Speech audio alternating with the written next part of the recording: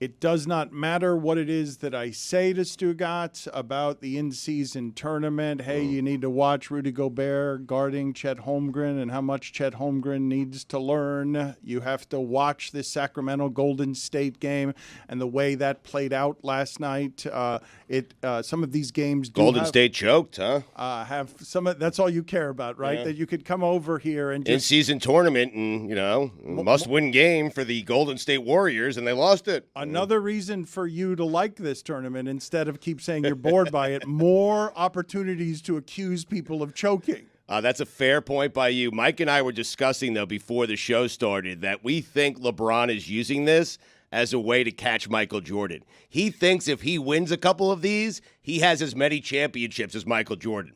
He's wrong. Right. No, for sure, because this is what's going to happen 25 years from now. Whoever Stugotz is, the new version of Stugotz, is going to be saying, how many NBA Cups did Michael Jordan win? 0. That's how many. Completely dishonest with the reality. Of course, there is one little plot hole in this. And it's not that Michael Jordan never had the opportunity to win this. It's that what if the yet-to-be-named corporate-sponsored in-season tournament is then named after Michael Jordan? Checkmate. The Michael Jordan in-season tournament. The interesting thing about, first of all, you guys know what the script is, right? It's going to be Knicks versus Kings. Because it needs the two fan bases that are most entitled with no success to justify said entitlement. So it's like, sorry, Lakers and Celtics, no, get out of here. It's going to be Knicks and Kings, and whoever wins it will not shut the hell up about it forever, Like for the all beam? time. It needs to be Knicks, though. I think more so than Kings, it needs to be Knicks. I think the Knicks fans will say, because Knicks fans will say, like, we don't care about it. And then care about it so much. They're While gonna care caring, so yes, much. They're yes. going to be like, oh, but we won the in-season tournament. And that will give them hope through until they don't make the finals. And then they'll be like, well, but we haven't. And Adam Silver needs a fan base who is going to care about this. And the Knicks fans are going to care so. It's so perfect. It's so perfect. Is this banner worthy? For them? For the 1000%. Knicks For and the the No, Kings? for anyone else. No, the Knicks they'll have a parade. I mean, I'm telling you, right, Charlotte, what you just described, that's not a hypothetical. Outside this door right now, Taylor, our intrepid producer that works with Lucy, goes on the road with her, does all this great content. He sat there and he said, in-season tournament is dumb. But if the Knicks win, though, now I'm all in. And That's what the banner should say. this is dumb. This No, is they're dumb, gonna but put it. we You know, won. they're gonna put it next to the Harry Styles and Billy Joel ones. They'll be like, it's. I know it's not. It's like that tier of banner. They're putting it right next to Willis Reed. Who are you kidding?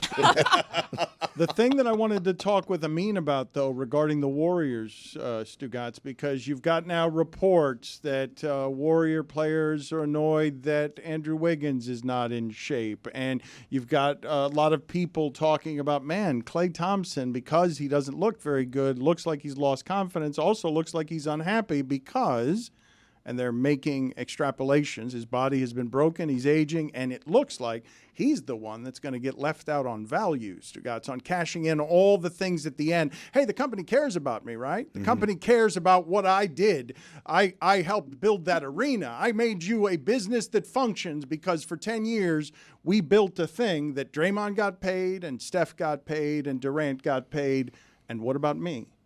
But his body's not working, and he's clearly diminished, and he's coming off of injury, and I could feel, and I mean, you could speak to how sensitive he is or isn't, because he has been cool and confident his entire career, but he would have reasons not to be now, Stugotz.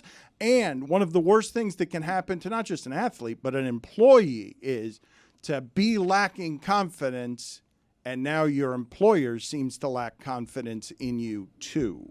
right, but he did so much good for that franchise, so much winning for that franchise. And I'm asking him, I'm not saying that I would do this, but I am asking you. Would you take care of that guy at the end of his career? Would you give him a kiss at the end of the career? The reason that I want to talk to Amin about this is because I don't think that you run your businesses on the emotion fuel. You do take the customer's money in the emotion business that way, but Klay Thompson right now is going to get left out in the musical chairs, as far as I can tell. I mean, I think it would be dumb for them to reward the loyalty, even though I always want loyalty rewarded. The problem is there is ripple effects, right? It's not just, hey, we can just say, hey, Klay, you don't have it anymore. Good luck. And then Steph and Draymond will show up to work happy and okay with it. I remember when Anderson Varejao, I believe, got cut. Like, that impacted Klay tremendously in a way that they didn't expect. That it turns out, like, that was his best friend on the road. And him getting cut, a guy who barely plays, end of the bench, impacted one of their best players at the time. And so now, years later, it's Klay. If something happens to Klay, I think that would impact people on the team that aren't suffering right now. So you think they'll give him money based on the feelings of his teammates? It depends. It depends because it's not a binary, right? It's how much money. This much money, okay, it's worth it. This much money, max, absolutely not. Do you understand those, Stugotz, when we talk about how hard it is to keep some of these things together? To me, it's weird, right, that Durant would even leave there. Hey, it was so easy for you guys. You guys were winning. Wasn't that fun? Wasn't that great? We don't know what the internal pressures are, but clearly there's something about that intensity from game to game and day to day that fries people, and they're at the end of this run. Right. Like, this is the part where I think every time people get confused, I'm like, look around. Which one of these things ever lasts? It's so hard to continue to do it because it's what Pat Riley talked about years ago, the disease of me. You're constantly fighting all of these pressures, both internal and external, that make it impossible for everyone to say, let's just come back and do exactly what we did the last time. Beyond the fact that, like, hey, the ball might bounce this way, we might not get this call, this guy might get hurt, and that's why we didn't win. Even if everything was perfect. People don't want to do the same thing. They say, I sacrificed it, now it's my turn, right? And then vice versa. What's happening now is, okay, your turn is over, and Klay Thompson's like, no, it's not. And so you see him bristling against reporters where they say, hey, like, do you think there's some goodwill that's bought because of what you've done? And he sneers at that, like, oh, so now I got goodwill, that's why I'm playing? Well, he still thinks he can play. Of course he does. But he's not as good. But in his mind, that's not that far off. I don't know if we're realizing it, but I'm excluding like the Celtics from way before my time. 18. Is this the longest one of these cores have been together? They are the longest tenured team. Like, when you talk about guys who have been with one team the longest, Lillard was at the top of the list, and it was a bunch of Warriors. I know the Spurs unit was together for a while, but I think in terms of like they're over, close to what, 13 years with these guys? Yeah. Well, the Spurs, like Tony Parker was drafted in 2003, and that was the year both him and Tony Parker was drafted in 2001. And him and Manu and Tim won in 2003. So that went for 15 years, I want to say. Like they're with those three as the core. That's the blueprint. Right. But again, they evolved. All three of those guys went through a transformation of, I can't do it the way I was doing it when we were winning before. Tim was like, okay, I've got to be more of just a defensive guy and focus on that end. Manu's like, okay, I'll come off the bench. Tony, okay, I'll reduce, and luckily for them, they had Kawhi Leonard to ascend and take them to that last championship. I don't know how it's going to end, but I don't think it's going to end quietly. You know, it's like not with a bang, but with a whimper. It's not going to be with a whimper, but with a bang. I think you have Draymond, you know, his emotional response to these things.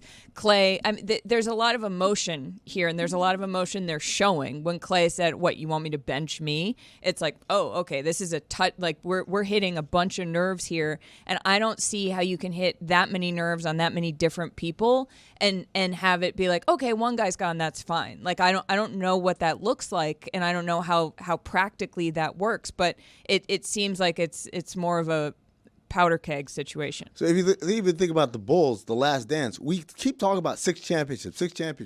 The reality is it wasn't 6 championships. It was 3 championships with Mike and Scotty and a bunch of guys. It was 6 for Mike and Scotty, though. Yes. Right. Mike, Scotty, and Phil. Yes. But then, like, the other 3 champions were completely different people. Yes. Steve Kerr, Randy Brown, Jeb Bushler, Dennis Rodman. None of those guys were around for the first 3. Well, the core for the first 3 included Horace Grant. Yeah. The second 3 was Rodman. Right. But even, like, the supporting characters, right? Like, Kevon Looney hasn't been there the entire time, but he's been there long enough. So when you have this many people together that long, at some point, like, it has to flame out. It cannot continue. It's not just that when you say this many people there that long. You saw how quickly Durant got tired of Draymond. Draymond, under these conditions, these particular conditions, you got your money. We paid you after you punched Jordan Poole. You turned Jordan Poole, a champion, into an echoing joke. Well, we all watched Jordan Poole win a championship. Amin, Man, I love the algorithm that I'm on IG. Man. All I get is Jordan Poole. It's old stuff. wrestling videos and Jordan Poole. All I get dig is it. Jordan Poole and the hats I can wear in Wizards the pool. being the most chaotic, reckless team in the NBA. You got him as, like, this General Patton champion. Serious. I do things the right way. And then I was punched by Draymond Green, and my life turned into shambles. That's his villain origin story. Yeah.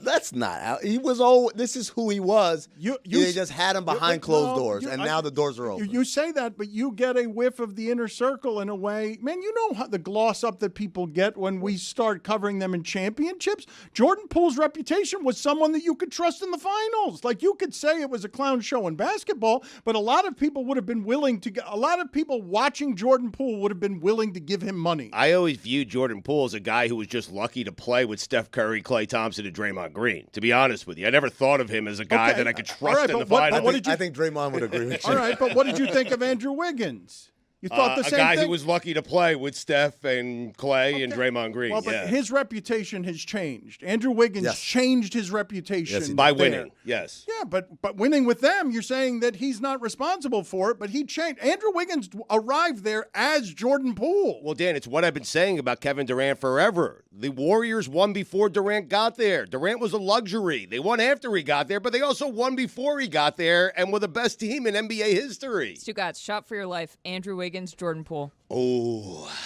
wow. Those are my only 2 choices? Funeral arrangements. I am For dead. your life. I think Wiggins gets it off before the shot clock expires, so I'm going with him.